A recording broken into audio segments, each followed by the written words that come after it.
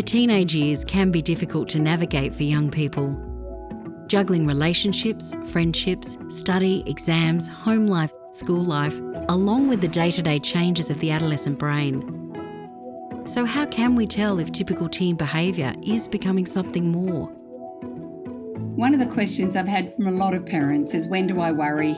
When does teenage angst become something much more worrying? And really, you've just got to observe the changes in behaviours. We know that they love hanging out in their bedroom, but if they're hanging out in their bedroom even more, they're changing in their moods even more to flat moods and sad moods rather than even argumentative moods. If they're withdrawing from their friendship groups, if they're withdrawing from whatever sparks them alive, whether it's sport or music, what are they doing around their eating? And then, of course, the big one is sleep. So if you're finding that they are even struggling with sleep even more than normal teens, all of those are potentially something that we'd really love you to check in on.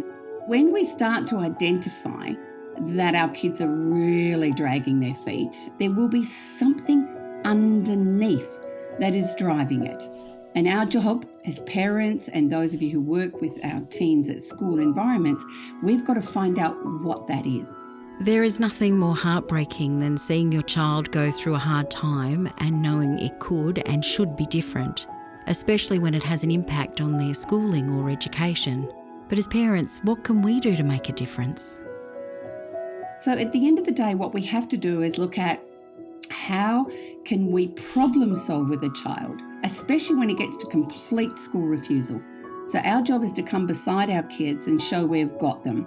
We're connecting with them. We don't see they're the problem. We see there is a problem, and we're going to help them facilitate some solutions to the problem. The first thing we need to do is validate for them that it is hard for them.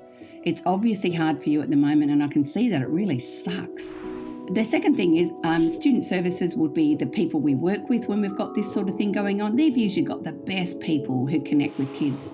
So your job is to have an appointment with them and see if you can start teasing out these sorts of things. And the last bit is we must give them hope. We must give them a sense that this often happens on the school journey. You're not the only one it's happened to, but we believe that you've got what you need to get to the next level. What you say and do can help your child focus on the positives, both at school and in other areas of their life. By listening, you're giving them a way to vent and seek help.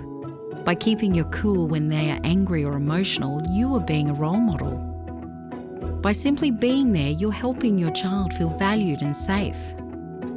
Remember, you are not alone. There are many ways your school can help provide support or options to help you and your child achieve success with their education and life.